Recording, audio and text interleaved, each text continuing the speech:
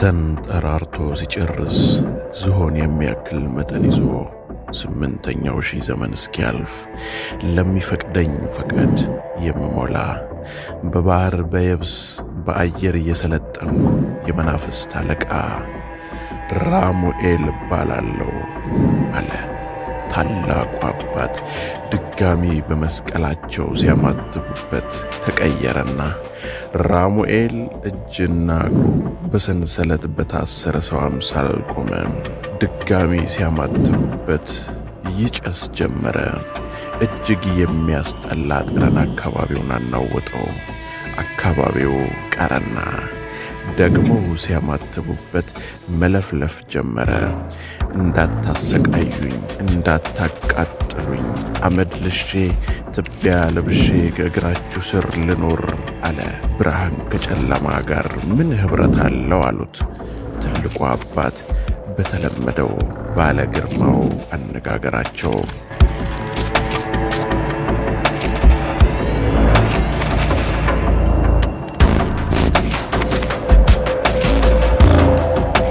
ሰላም ጤና ይስጥልን። ውድ የተከበራችሁና የተወደዳችሁ የክርስቶስ ቤተሰቦች እንደምን ሰንብታችኋል? እንደምንስ ቆያችሁ? ራሙኤል ከወደቁ መላእክቶች ውስጥ አንዱ ነው፣ ያውም አለቃቸው።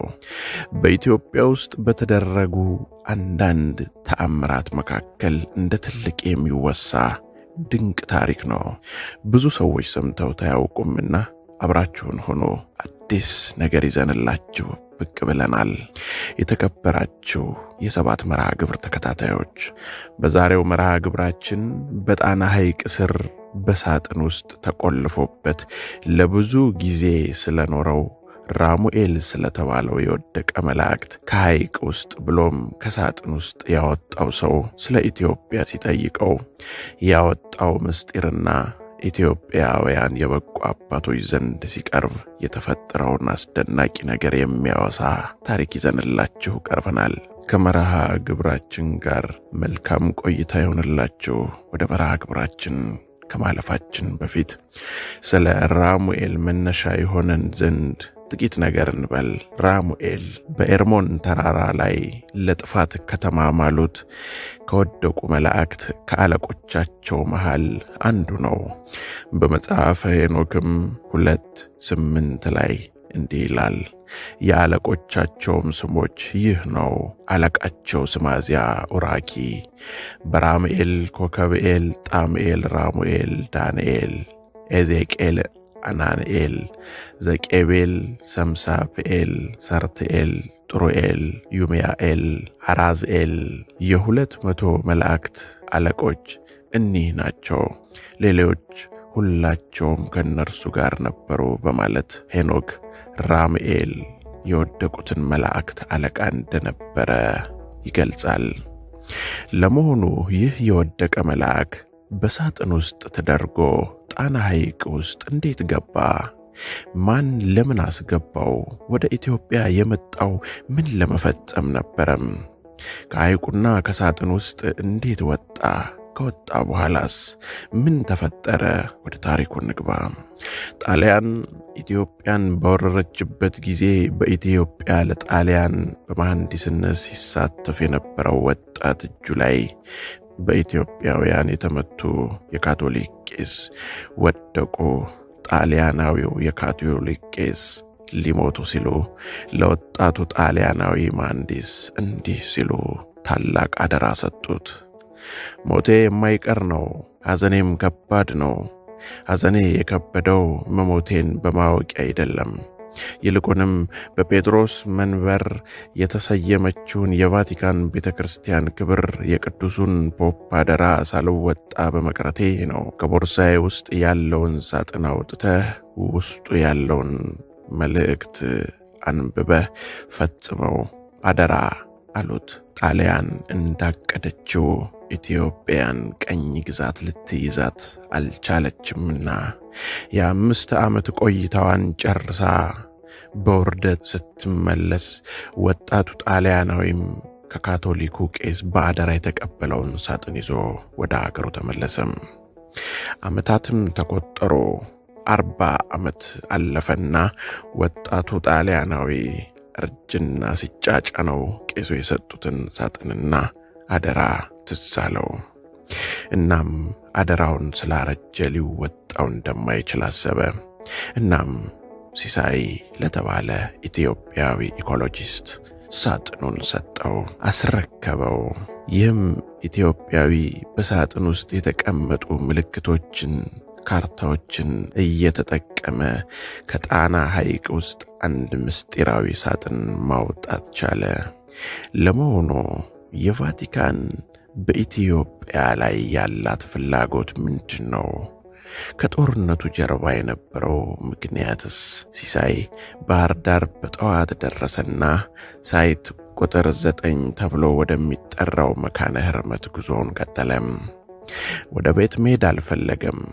ባለቤቱ ወደ መካነ ሕርመት ሊሄድ እንደሆነ ከነገራት አብሬህ ካልሄድኩ ብላ እንደምትነሳ ያውቃል። በሳጥን የተቆለፈ ጋኔን ይዞ ምን ሊፈጥር እንደሚችል ሳያውቅ እሷን መጨመር አልፈለገም። ችግር እንኳን ቢፈጠር ባይሆን እሷ ለልጆቻችን ትትረፍ፣ እኔ እንደ ፍጥርጥሬ ልወጣው ብሎ አስቧል። የኮረኮንቹን መንገድ ተከትሎ እየነዳ ሲሄድ ከባህር ዳር ከተነሳ ወደ 80 ኪሎ ሜትር አካባቢ ጥቅጥቅ ያለ ደን ያለበት ስፍራ ላይ ረጅም ዳገት ጨርሶ ደልዳላ ቦታ ሲደርስ ዷ የሚል ድምፅ ሰማ። በፍጥነት መኪናውን ዳር አስይዞ ወርዶ ሲያይ በስተቀኝ ያለው የኋላ ጎማ ፈንድቷል። በክሪክ የተነፈሰ ጎማውን አንስቶ ፈታና ተቀያሪ ጎማውን አውርዶ ገጠመው። ጉዞውን ለመቀጠል ክሪኩን ሲያወርድ ተቀያሪው ጎማ ለጥ ብሎ መኪናው በቸርኬ ቆመ። ቀደም ሲል ተንፍሶ የተቀየረው ተቀያሪ ጎማ ረስቶ ሳያስነፋው እንደቀረ ትዝ አለው። ምን አይነት ደነዝ ነኝ ባካችሁ ብሎ በራሱ ሲበሳጭ ቆየና ደግሞ ድሮስ አጋንንትን ይዤ ሊቀና ይኖረዋል አለና ከት ብሎ ተመልሶ ሳቀ። ትንሽ ሲንቆራጠጥ ቆይቶ አንድ አውቶቡስ ከባህር ዳር አቅጣጫ ሲመጣ አስቁሞ የፈታውን ጎማ አሰርተው እንዲያመጡለት ለመናቸው። ጎማውን እየጫኑ ሹፌሩ ምናልባት ሰው እስኪሞላልን የቆየን እንደሆነ ያው መጠበቅ ነው አለው። ምን አማራጭ አለኝ? እጠብቃለሁ አለ ሲሳይ። እሺ በል አይዞ ብለውት መንገዳቸውን ቀጠሉ። ሲሳይ ደን የሚወድ በመሆኑ ጎማው ደን ያለበት አካባቢ ሲደርስ በመፈንዳቱ መጽናኛ ሆነው ወደ ደኑ ገብቶ ከአንዱ ዛፍ ወደ ሌላው ዛፍ እየሄደ ከመሬት እስከ ላይኛው ቅርንጫፍ ሲቃኝ ቆየና ወደ መኪናው ተመልሶ አስገራሚውን ሳጥን ይዞ ተመለሰና ከአንድ ትልቅ ዛፍ ስር ቁጭ አለ። ለምን አልሞክረውም አለ ለራሱ። አደጋ ቢደርስብኝስ? ከዚህ ጫካ ውስጥ ብቻዬን ወድቄ ብቀር ማን ይደርስልናል? አለ አመነታ። ሊቀጠበብት በራእይ እንዳስረዱት እጹን እስከያዘ ድረስ ምንም ጉዳት እንደማይደርስበት አመነና ሳጥኑን ለመክፈት ተዘጋጀ። ግን አደራህን እንዳትሳሳት ብለውት ነበረ። በቃ ለመሞከር ነው፣ ቢሰራም ባይሰራም ለኔ ለውጥ የለውም አለ። እውነታው ግን ሚስጥር የተባለን ነገር ሳያይ ለመቅረት ጉጉት የሚንጠው ሳይንስ ያባዘነው የአእምሮ ግፊት ነው። ክርስቲያን አይደለህም እንዴ? እንዴት ሰይጣንን ትፈራለህ? አለው የአእምሮ ክፍል። የኔ ክርስትና ከእግዚአብሔር ምሕረትና ይቅርታ ለማግኘት የሚያስችል እንጂ ከሰይጣን ጋር ታግሎ ለማሸነፍ የሚያበቃኝ አይደለም አለ። ልቦናው ቆየና ዝም ብዬ ነው እንጂ እንደተባለው ጋኔኑ ላይ መጣ ይችላል አለና ቆይቶ የመጨረሻ ዕድል ስለሆነ መሞከሩን አመነበት። የሳጥኑን ክዳን ሲከፍት አንዳች የሚያክል ጓጉንቸር ተከመረበት። ቀልቡ ግፍፍ አለ። ሆኖም ብዙ አልተሸበረም። እጹን በግራ እጁ ይዞ መጽሐፉን አውጥቶ ማገላበጥ ጀመረም። ከገጽ ገጽ ርዕሱን እያነበበ ሲደመም ቆየና ለምን ድጋሙን አልሞክረውም ብሎ የመጥሪያ አስማቱን ያለበትን ገጽ ገለጠ። መጥሪያውም መመለሻውም የትኛው ገጽ ላይ እንዳለ ቀደም ሲል ተረድቷል። የመጥሪያ አስማቱ አጭር ቢሆንም 49 ጊዜ መደገም እንዳለበት ተጽፏል። አንድ ጊዜ ሲደግም አንድ ፍሬ ይጥላል። ቁጥር እንዳይሳሳት ነው ሊቀ ጠበብት አስተርየ ባቄላ ወይም ዘር ቆጥሮ መያዝ ይገባል ብለውት ነበረ። እሳቸው መቼም አይሞክረውም ብለው በቅንነት የተረኩለትን ፈጣኑ አእምሮ በአግባቡ መዝግቦ ኖረዋል። በዚህ መሰረት ትርጉሙ ባይገባውም ድጋሙን ቀጠለ። ብዙ ጊዜ ሲያነበንብ ቆይቶ 40 ቤት ሲገባ ፍርሃት የተሰማው መስለው፣ ግን መከላከያውን እጽ በግራ እጁ መኖሩን አስታወሰና በድፍረት ድጋሙን ቀጠለ። 45ኛው ድጋም ላይ ሲደርስ ወይ ጉድ! አሁን ፊቴን አጣሞ ብሄድስ? መቁጠሩን ቀጠለ። እጹን ጠበቅ አድርጎ ያዘ። ሳጥኑ የተንቀሳቀሰ መሰለው። ቆየና ያውሎ ነፋስ ችውታ የዛፎቹን ቅርንጫፍ ያተረማምሰው ጀመር። ድጋሙን ቀጥሏል። የሚል ድንጋይና ድንጋይ ሲፋጭ የሚሰማ አይነት ድምፅ ወደ እርሱ እየቀረበ መጣ። ድጋሙን ሲጨርስ ከመቅጽበት የነፋሱ የድንጋዩም ድምፅ አስፈሪ ንውጽውጽታ ፈጠረ። ተከድኖ የነበረው ሳጥን ተከፈተና እንደ ጢስ ቡንን ብሎ ወደ ላይ ወጣና የሰው አምሳል ያለው ግዙፍ አካል ከፊቱ ቆመ። እርቃኑን የቆመ ሲሆን መልአኩ ወደ ጥቁር ሰማያዊ ያደላ ነበረም። የሌሊት ወፍ የመሰለ ክንፍ ያለው እንደ መንጠራራት ሲል ቁመቱ በትልቅ ዛፍ ልክ የሆነ መሰለም። አካባቢው እጅግ አስቀያሚ በሆነ ጠረን ተበከለ። ተንጠራርቶ ሲጨርስ ዝሆን የሚያክል መጠን ይዞ 8ኛው ሺህ ዘመን እስኪያልፍ ለሚፈቅደኝ ፈቃድ የምሞላ በባህር በየብስ በአየር የሰለጠንኩ የመናፍስት አለቃ ራሙኤል ባላለው አለና ምን ፈቃድ ልሙላላ አለው። ሲሳይ በድንጋጤ ለመሮጥ አስቦ ነበረ። ነገር ግን አቅም አጥቶ ባለበት ደንዝዞ ቀረ። የቀርናቱ ጠረን እያጠወለወለው ነበረ። ንግግሩን ሲሰማ ግን ትንሽ ተረጋጋና ማን አንተ አለ እየተርበተበተ። ማንነቴን ሳታውቅ ነው እንዴ የምትጠራኝ ብሎ አይኑን አፍጥጦ ጥርሱን አግጥቶ ሊጠጋው ሲል ሲሳይ በደመ ነፍስ እጹን ወደፊት ዘረጋ። ጋኔኑ ወደ ኋላ ሸሸና እሺ ምን ልታዘዝ አለ ጎንበስ እንደማለት ብሎ። የጠየቅኩህን አልመለስክልኝም፣ ማን አንተ አለ ሊቀ ጠበብት አስተርየ እንደነገሩት ጋኔኑ እጹን እንደሚፈራ ስለተረዳ ሲሳይ እንደ መረጋጋት ብለዋል። ነገር ግን ሙሉ ለሙሉ ፍርሃቱ ስላለቀቀው እጹን አጥብቆ በመያዙ እጁን እየላበው ነበረ። ማን ነው በዚህ ሳጥን እያሰረ አለ ሲሳይ ቀጠልና። በድጋሙ ያለውን ህቡ ስም ለሚጠሩ እገለጥ ዘንድ ያሻቸውን እፈጽም ዘንድ ለምታምኑኝ ለቃኤል ልጆችና ለልጅ ልጆቹ ቃል አለኝ አለ። እንዴት ወደ ኢትዮጵያ መጣ? ከየት መጣ? ማን ነው ድጋሙን ያዘጋጀው? አለ ሲሳይ። ረጅም ነው ታሪኩ። ከፋርስ ቃል በገባውት ሰው ጀምሮ ድጋሙን አንዱ ካንዱ በጉልበትም በስልትም እየተቀባበለ ወደዚህ ሀገር መጣው። ብዙ ዘመን በሚስጥራውያን የኢትዮጵያ ሊቃውንት ስታዘዝ ኖር ያለው አለ። ማን ነው ሐይቅ ውስጥ ያስቀመጠ? እንዴት ከጣሊያን እጅ የፍለጋ ካርታ ገባ? አለ ሲሳይ። ምን ያደርግልሃል ብሎ በቁጣ ነበልባል አይኑን አጉረጥርጦ ሊጠጋ ሲል ድጋሚ ሲሳይ እጹን ወደ እሱ አቅጣጫ ዘረጋ። እንደገና ሰብሰብ ባለና ለምን የማደርግልህን ነገር አታዘኝም አለ። ይህም የምፈልገው ጉዳይ ነው አለና ጥያቄን መልስልኝ አለ ሲሳይ። አሁን የማዘዝ ሙሉ መብት እንዳለው ስላወቀ እየተደፋፈረ መጥቷል። በሱስንዮስ ዘመን ከዚያም ቀደም ብሎ በጀመሩት ጥረት አውሮፓውያኑ ሚስዮናውያን ንጉሱን የካቶሊክ እምነት ተከታይ ማድረግ ችለው ነበረ። የካቶሊክ እምነት ብሔራዊ እምነት ሆኖ ሲታወጅ ቅጣት የፈሩ አንዳንድ የኦርቶዶክስ ደባትራን ካቶሊክነትን ተቀብለው ነበረ። በዚህ አጋጣሚ ይህ ሳጥን ከነሚስጥሩ ከካቶሊክ ሚስዮናውያን እጅ ገባ። ግዕዝን ጠንቅቀው ያወቁ የነበሩ ሚስዮናውያን ሚስጥሩን ደረሱበት እና እኔን ማነጋገር ጀመሩ። እኔም ጭካኔን በንጉሱ ልብ ውስጥ በማሳደር ሲያስፈልግም አንዳንድ ምትሃቶችን እያሳየሁ ንጉሱ በኦርቶዶክስ ላይ እንዲጨክን አደረግኩ ሲል እንዴ ካቶሊኮችን ተወዳቸዋለህ ማለት ነው? አለ ሲሳይ በመገረም አቋርጦ። እኔ ማንም አልወድም።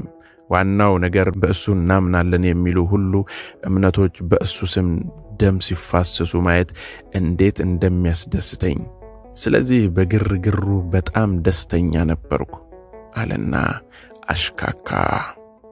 እሱ ስትል ኢየሱስ ክርስቶስ ማለት ነው? አለ ሲሳይ በቁጣ። አዎን አልኩ እኮ። በየገዳማቱ ዘግተው እሳት ሲደፉብኝ የነበሩት መነኮሳት ሲሰየፉ ከማየት በላይ ምን ደስታ አለኝ?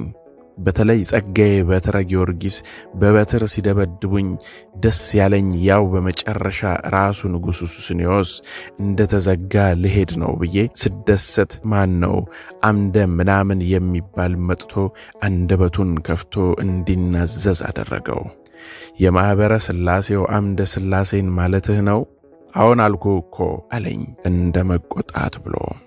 ካቶሊኮቹ የሚፈልጉህ በዋናነት የሃይማኖት ለውጡን እንድትረዳቸው ነበረ አለ ሲሳይ በመደነቅ።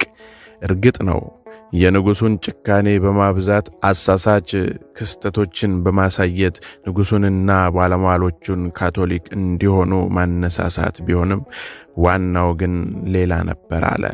ምንድነው ዋናው? አለ ሲሳይ በጉጉት። ከካቶሊክ ቤተክርስቲያን ራሷን የዓለም የክርስትና ጠበቃ አድርጋ ትቆጥራለች። ከዚህ የተነሳ ከሃይማኖቱ ጋር የተያያዙ ቅርሶችን በየማዕዘኑ ሰብስባ ቫቲካን ውስጥ አካብታለች። በሂደት ብዙ መናቆርና ደም መፋሰስ ስለነበር እኛም ደስ ይለናል። እሺ አለ ሲሳይ። እና ኢትዮጵያ የሙሴን ጽላት ደብቃ ይዛለች መባሉ ራሷን የዓለም የክርስትና መሪ አድርጋ ለምትቆጥረው ካቶሊክ እረፍት የሚነሳ ነበረም። ከኢትዮጵያ ከተደበቀበት ፈልጎ ማግኘት አንድ ፈተና ነው። ቢገኝም መንግስቱ ካቶሊካዊ ካልሆነ መንካት አይቻልምና በዚያ ዘመን እነ ፔድሮ ፔዝ ንጉሱን ካቶሊክ ማድረግና ብሔራዊ ሃይማኖቱንም ማስቀየር የተሳካላቸው መሰለ። የቀረው ሚስጥራውያኑ ኦርቶዶክሶች የደበቁበትን ፈልጎ ለማግኘት ደግሞ የእኔ እርዳታ አስፈላጊ ነበረም እና የተደበቀበትን ለማሳየት ፈቀድክ? አለ ሲሳይ በንዴት። የኔማ ፍቃድ ነው፣ ግን የንጉሥ ሱስንዮስ ስልጣን መጀመሪያ መደላደል ነበረበት አለ። እንዴ አንተ ካቶሊክን አልወድም አላልክም?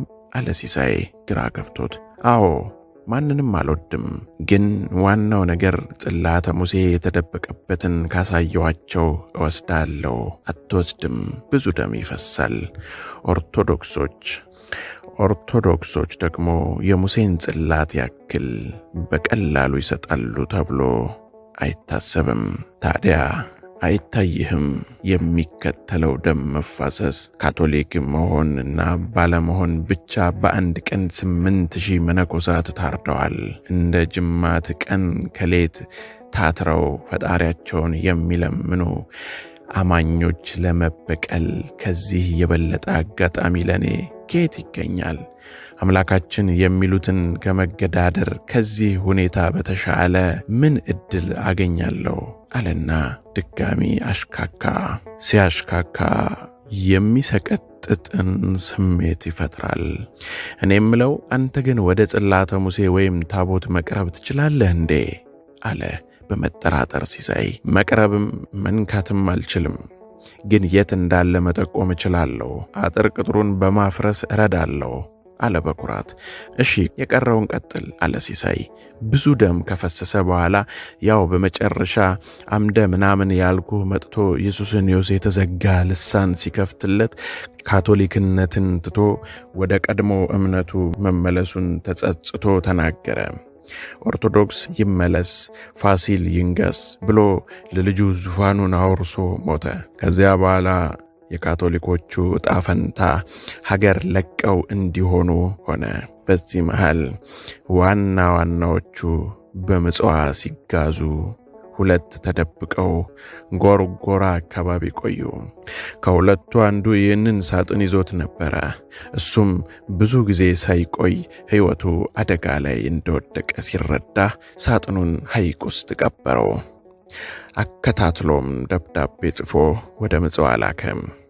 ብዙም ሳይቆይ በኦርቶዶክስ መነኮሳት ተይዞ ጣና ዳር ተገደለ። እኔም በዚሁ መጽሐፍ ቃል ታስሬ 500 ዓመታትን ከሐይቁ ስር ቆየው አለ። ሲሳይ በጣም ተገረመ። ከሱስንዮስ ቤተ መንግሥት ፍርስራሽ መጀመሪያ ሄዶ እንደተመለሰ የኢትዮጵያ ታሪክ ከአጼ ልብነ ድንግል እስከ አጼ ቴዎድሮስ የሚለውን የተክለ ጻዲቅ መኩሪያ መጽሐፍ ሲመለከት ከፋሲል መንግሥት ቀጥሎ የነበረው ክስተት ሲገልጽ ከካቶሊክ ሚስዮናውያን አንዱ በሰሜናዊ ጣና ሐይቅ ዳርቻ ተደብቆ ቆይቶ በመነኮሳት ተይዞ መገደሉን አንብቦ ነበርና ተገረመ። ከዚህ በኋላ ነገሮችን መገጣጠም ጀመረ። ከዚህ በፊት በአንድ ጣሊያናዊ የታሪክ ተመራማሪ ተጽፎ አንብቦት ብዙም ግምት ያልሰጠው ታሪክ አሁን ከሰማው ጋር ተዳምሮ ወጥ ስዕል ፈጠረለት። ስለዚህ ወደ ምጽዋ የተላከው ደብዳቤ አሁን እሱ ከጣሊያን ያመጣው መሆኑ ነው የተባረረውና ምጽዋት የደረሰው ካቶሊክ ሚስዮናውያን ቡድን ደብዳቤውን ወደ ቫቲካን ልኮታል ማለት ነው። ሰነድንና ቅርስን በስርዓትና በጥብቅ ጥንቃቄ በማስቀመጥ የምትታወቀው ቫቲካንም ይህንን ደብዳቤ በአግባቡ አስቀመጠች። የጣሊያን ወረራን ተከትሎ የኢትዮጵያ ቀኝ ተገዥነት ሲታወጅ የኦርቶዶክስ እምነት መሸርሸርና የካቶሊክ እምነት መግነን ተቀብሮ የነበረውን የታቦተ ጽዮንን ጉዳይ ቀሰቀሰ። የካቶሊክ ቤተ ክርስቲያን በኦፊሴል ወረራውን መደገፏን እና መቃወሟንም ባትገልጽም ውስጥ ውስጡን ጦርነቱንም ቅዱስ ወረራውንም ፍትሃዊ ነው ብላ መቀበሏን የታሪክ መረጃዎች ያመለክታሉ። ታሪክ ራሱን ይደግማል እንዲሉ ከጣሊያን ወረራ መጋረጃ ጀርባ የካቶሊክ ልሂቃን ይህንን ኦፕሬሽን ለማስቀጠል ተስማሙ። አሁን የመንግስት ለውጥ በጉልበት ተፈጽሟል። የቀረው ድብቁንና ውዱን ቅርስ አመላካቹ ኃይል መጠቀም ግድ ነበረ። እናም ራሱን የካቶሊክ ፖፕ ታማኝ የመንበሩ ተቆርቋሪ ያደረገ የካቶሊክ ቄስ ደብዳቤውን ከካርታ ማሰሻ መሳሪያዎች ጋር ይዞ ከወታደሮች ኋላ ሆኖ ወደ ኢትዮጵያ ዘመተም። ይህን ኦፕሬሽን የሚያውቁት ጥቂት የካቶሊክ ቀሳውስትና የቅርስ አባዝ የነበራቸው የዘመኑ ፋሽስት ባለስልጣናት ነበሩ። የሚገርመው የጣሊያኑ ታሪክ ተመራማሪ እንደጻፈው የጣሊያን ጦር ገና የተከዜን ወንዝ ተሻግሮ ሳያጠናቅቅ የነ ራስ እምሩን ጦር ዳባት ላይ ሙሉ ለሙሉ ሳያሸንፍ ከምስጢረኞች ዋና የነበረበትን በወቅቱ ሎተኔት በኋላም የጣሊያን የባህል ሚኒስትር የነበሩት አንሳድሮ ፖቮሎኒ እና የውጭ ጉዳይ ሚኒስትር የነበሩት ገሌዚዮኖ ቺያኖ በየፊናቸው በ1928 ዓ.ም ባህር ላይ የሚያርፍ አውሮፕላን ይዘው ጣና ሐይቅ ላይ አርፈው አካባቢውን ቃኝተውት ነበረም። ራሳቸውን ለአደጋ አጋልጠው ከፕሮቶኮል ውጪ ጣና የሄዱት በዚህ ጋኔን እርዳታ ታቦተ ጽዮንን አድራሻ ለማወቅ ከነበራቸው ጉምጀታ የተነሳ ነበረም። ይኸው የጣሊያን ታሪክ ጸሐፊ ሁኔታው በአግራሞት ጣሊያን የፋሽስት መንግስት በ1928 ዓመተ ምህረት ኢትዮጵያን ዳግም በእብሪት ሲወር ብዙ ምክንያቶች ያቀረበ ቢሆንም በ1888 ዓመተ ምህረት አድዋ ላይ የደረሰባቸው ሽንፈት ቀደም ሲል ዶጋሌ ላይ በራስ አሉላ አባ ነጋ ያጋጠማቸውን ውርደት በዘመኑ የተከሰተውን የወልወል ግጭትን እንደመነሻ በመውሰድ የበቀል ጥማቸውን መወጣት አንደኛው ምክንያት ነበረ። ሁለተኛው ደግሞ በሀገረ ጣሊያን በወቅቱ በከፍተኛ ሁኔታ ያሻቀበው የሥራ አጥ ቁጥርን ለመቀነስ የጣሊያንን ኢንዱስትሪዎች የሚመግቡ የጥሬ ዕቃ ማምረቻና ማሰናጃ ተፈጥሮ ያደላት ሀገር ኢትዮጵያን መፈለግ ነበረ። ጣሊያን ኢትዮጵያን እንድትወር የገፋፏት ከላይ የተጠቀሱት ጂኦፖለቲካዊና ኢኮኖሚያዊ ምክንያቶች በተጨማሪ ከመጋረጃ ጀርባ ደግሞ የሃይማኖታዊ ባህላዊ ቅርስ ዘረፋ አባዜ ዋናው ማደፋፈሪያ ነበረ። የኢንዲያ ጆንስ ታቦተ ጽዮንን በተመለከተ ያደረጉት አስደናቂና አስፈሪ አሰሳ በምናብ የተፈጠረ ፊልም ነው። ጣሊያኖች ኢትዮጵያ ውስጥ ታቦተ ጽዮንን ለማግኘት ያደረጉት ፍለጋ ግን ታሪክ ነው ሲል ገልጾታል። ካርታውን ከቫቲካን ሙዚየም ተቀብሎ ወደ ኢትዮጵያ የዘመተው የካቶሊክ ቄስ በእርጋታ የጣሊያንን ጦር ድል ተከትሎ ጎንደር ገባ። ሀገር እስኪረጋጋ አካባቢውን ሲያጠና ከረመ። በመጨረሻም አካባቢው ከጦርነት ወደ መሰረተ ልማት ግንባታ ሲሸጋገርና የጣሊያን የበላይነት የተረጋገጠ ሲመስል ከጎንደር ወደ ጎርጎራ ሲንቀሳቀስ በኢትዮጵያ አርበኞች የደፈጣ ውጊያ የጥይት ሰለባ ሆነ። ያሰበው ሳይሳካ ሳጥኑን ለሚስተር እስጢፋኖስ አስረክቦ ሕይወቱ አለፈ። የጣሊያንን ሽንፈት ተከትሎ ምስጢራዊው ደብዳቤ እንደገና ወደ ጣሊያን ተመለሰ። ከ70 ዓመታት በኋላ ሲሳይ እጅ ገባ። ሌላው አስገራሚ ሲሳይ ትኩረት ሳይሰጠው ረስቶት የነበረውና አሁን ግልጽ የሆነለት የባለ ታሪኩ ጽሑፍ እንደሚያትተው የአይሁዳውያን ንጉሥ የነበረው ገናናው ሰለሞን ቤተ መቅደሱንና ቤተ መንግሥቱን ያስዋበባቸው በእጅግ ባለጸጋ ያደረጉት የከበሩ ድንጋዮችና ማዕድናት ሲቆፍርባቸው የነበሩ ሥራዎች እስራኤል ውስጥ እንዳልሆን ይታወቅ ነበረም። ውድ የተከበራችሁና የተወደዳችሁ የክርስቶስ ቤተሰቦች እንግዲህ ራሙኤል የተባለውን አጋንንት ይህ ሲሳይ የሚባል አንድ ግለሰብ በጥረት በብዙ ሥራ ከአንዱ በመሄድ ብዙ ዓመታቶችን አስቆጥሮ 500 ዓመታት እጅግ በጣም ብዙ ነው። በባህር ውስጥ ተቀብሮ የነበረውን ይህንን መጽሐፍ አግኝቶ ይህንንም ሳጥኑን አውጥቶ ራሙኤል የተባለውን ሰይጣን ከዛ ውስጥ እንዲወጣና እንዲናዘዝ እያደረገው በተነገረው ልክ መሰረት እየሰማን ነው። ውድ ክቡራን ክፍል 2 እንዲቀጥል የእናንተን አስተያየት እንጠብቃለን። የዛሬውን እዚህ ላይ አብቅተናል። የሚቀጥለውን ክፍል ይዘንላችሁ ብቅ እንላለን። ስላከበራችሁንና ስለምታዳምጡን እናመሰግናለን። ይቆየን።